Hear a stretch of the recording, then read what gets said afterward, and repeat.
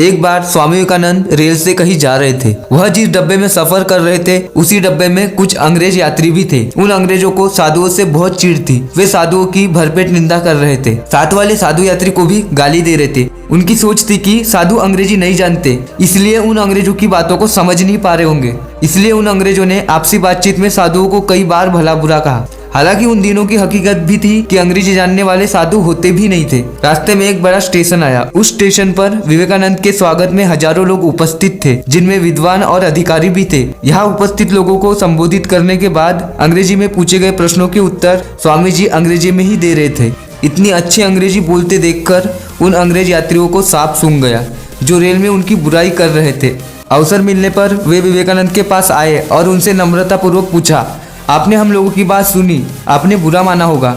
स्वामी जी ने सहज शालीनता से कहा, मेरा मस्तिष्क अपने ही कार्यों में इतना अधिक व्यस्त था कि आप लोगों की बात सुनी भी, पर उन पर ध्यान देने और उनका बुरा मानने का अवसर ही नहीं मिला। स्वामी जी का यह जवाब सुनकर अंग्रेजों का सिर शर्म से झुक गया और उन्होंने चरणों में झुककर उनकी शिष्यता स्वीकार ली। इस कहानी से हमें यह सीख मिलती है कि हमें सदैव अपने लक्ष्य पर फोकस करना चाहिए, ना कि इधर उधर की बातों पर। तभी हम अपने लक्ष्य को प्राप्त कर सकते हैं।